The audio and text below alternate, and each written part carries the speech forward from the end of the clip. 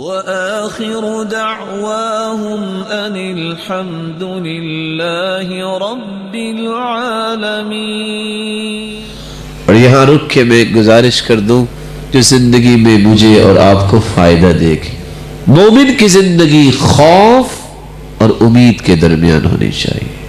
وہ لوگ جو ہر وقت خوف کی حالت میں رہتے ہیں کہ لگتا ہے میری تو بخشش ہی نہیں ہوگی، میں تو مارا جاؤں گا، ان کی زندگی ٹھیک نہیں ہے۔ قرآن کہتا ہے فَاتَّقُوا اللَّهَ مَا اسْتَطَعْتُمْ، جتنی طاقت ہے اللہ سے اتنا ہی ڈرو۔ اس خوف کا معنی یہ نہیں ہے کہ کانپتے کانپتے مر جاؤ، اس کا معنی یہ ہے کہ اٹھ کے کوئی کام کرو، کوئی نماز پڑھو، دعا کرو، قرآن کھول کے بیٹھ جاؤ، کسی کی خیر خواہی کرو، کسی کے ساتھ ہمدردی کرو، یہ ہے اللہ کا خوف۔ اور جو شخص یہ سوچتا ہے بس میں نے بہت نیکیاں کر لی، میں نے تو جانا ہی جنت میں ہے، اور اس کے دل میں خوف کا کوئی تصور نہیں ہے، یہ بھی اپنی زندگی خراب کر رہا ہے۔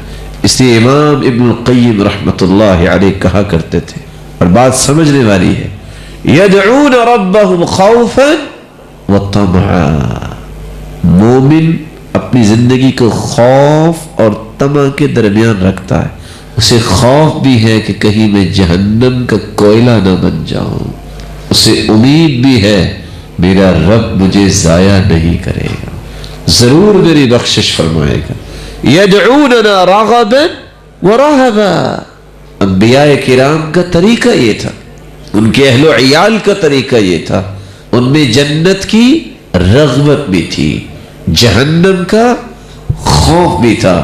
اور سیدنا عمر رضی اللہ تعالیٰ عنہ اس لیے کہا کرتے تھے، میں جب سوچتا ہوں نا تو مجھے سوچ آتی ہے ساری دنیا نے ہی جنت میں چلے جانا ہے، عمر تو اکیلا ہی جہنم میں جائے گا۔ اور جب میں دوسری طرف سوچتا ہوں تو میں کہتا عمر لگتا ہے تو نے اکیلے نہیں جنت جانا ہے اور کسی نے نہیں جانا۔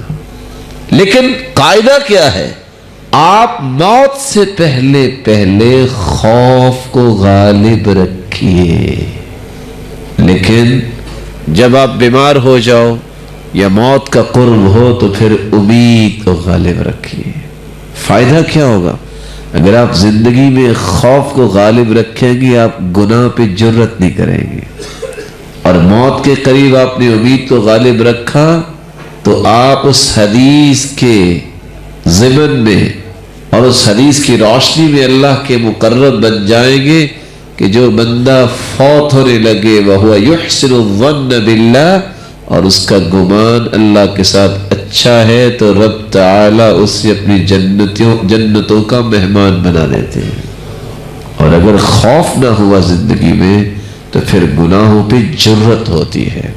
اس لیے خوف کو غالب رکھیے۔ اللہ ذوالجلال ہم سب کو یہ باتیں سمجھ کر عمل کی توفیق دے۔